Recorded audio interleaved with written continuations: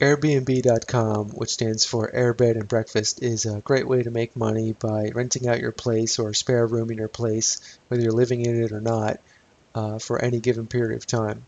Now, a quick look through the website might make you think that you have to live in some super exotic place or a real touristy area to make any money, like there's a private island. But I live in Trenton, New Jersey, and I've made $372 by having 4 overnight stays in a 5-month period.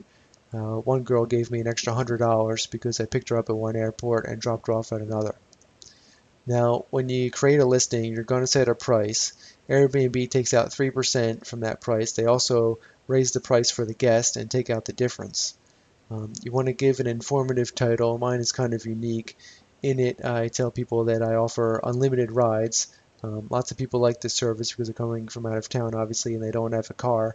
So I've picked up people at train stations, dropped them off at soccer camp, picked one guy up at a wedding at 1 a.m. I also offer a free movie. This makes up for the fact that I don't have cable TV, and I also want people to have a very enjoyable experience to help me get a positive review. Now, you'll also be able to tell your potential guests about your place and what it would be like to stay there. For example, I tell people that they can have complete control of the HVAC. I also tell them that Trenton has a few rough spots. I just want to be completely honest, and so they don't have any surprises when they get here. You can see at the bottom, I've gotten 5-star ratings for all areas except for location.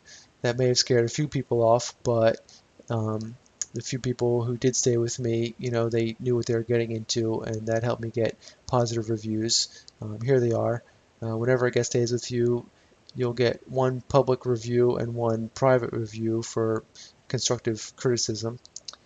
You want to fill out your amenities because these will show up in your searches, in the searches for properties, and some people will search for certain things. If you're scared about having someone stay with you, you can have them verify their phone number or get verified through Facebook, Twitter, or LinkedIn. Also, Airbnb has some good safety policies. They have a 24-hour hotline and a $1 million property damage policy.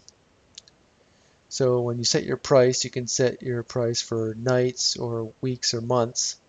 You can also have some custom pricing options for setting a security deposit or weekend pricing.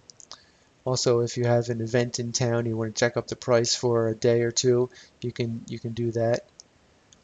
Also, before you set your price, I recommend you do a search in your area to see what other people are charging.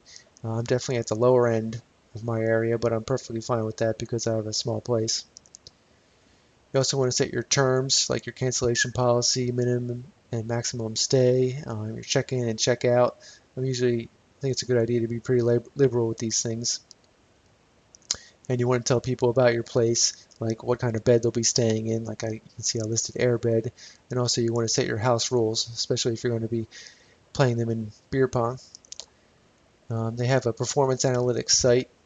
You can see how many views your profile gets, so you can see how well you're doing.